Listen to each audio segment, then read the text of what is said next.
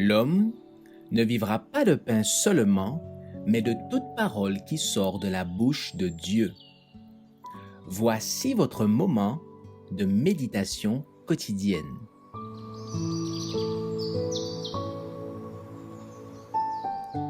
Maranatha. Le 11 mai. La jeunesse et les drogues. Jeune homme, réjouis-toi dans ta jeunesse. Livre ton cœur à la joie pendant les jours de ta jeunesse. Marche dans les voies de ton cœur et selon les regards de tes yeux. Mais sache que, pour tout cela, Dieu t'appellera en jugement. Ecclésiaste 12, verset 1. Satan fut le premier rebelle de l'univers. Depuis son expulsion du ciel, il a cherché constamment à faire de chaque membre de la famille humaine un apostat comme lui. Il fit des plans pour perdre l'homme et, en l'incitant à succomber à son appétit, il l'amena à transgresser les commandements divins. Il a invité Adam et Ève à goûter aux fruits défendus et a été ainsi la cause de leur chute et de leur expulsion de l'Éden. Beaucoup disent « Si j'avais été à la place d'Adam, je n'aurais pas succombé à une si petite épreuve. » Mais vous, qui vous vantez ainsi, vous avez l'occasion de montrer votre force de caractère, votre fidélité à des principes lors de l'épreuve.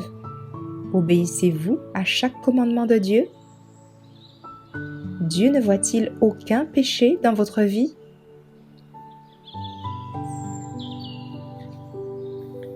Partout, Satan cherche à attirer les jeunes sur le sentier de la perdition.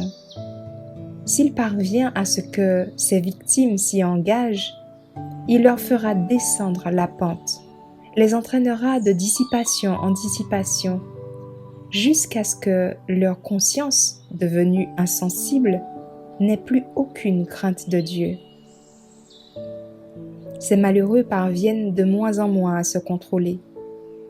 Ils s'adonneront à l'usage du vin, de l'alcool, du tabac, de l'opium et vont de déchéance en déchéance.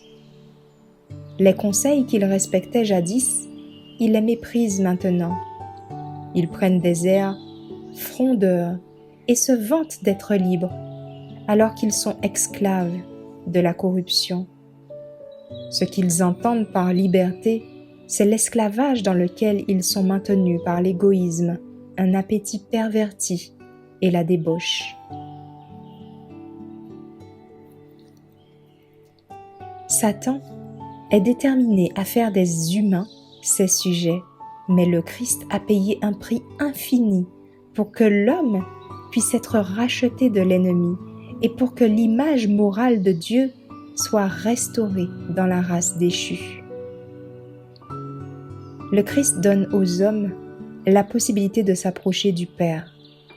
Ils peuvent obtenir la grâce qui leur permet de remporter la victoire à travers les mérites d'un Sauveur crucifié et ressuscité.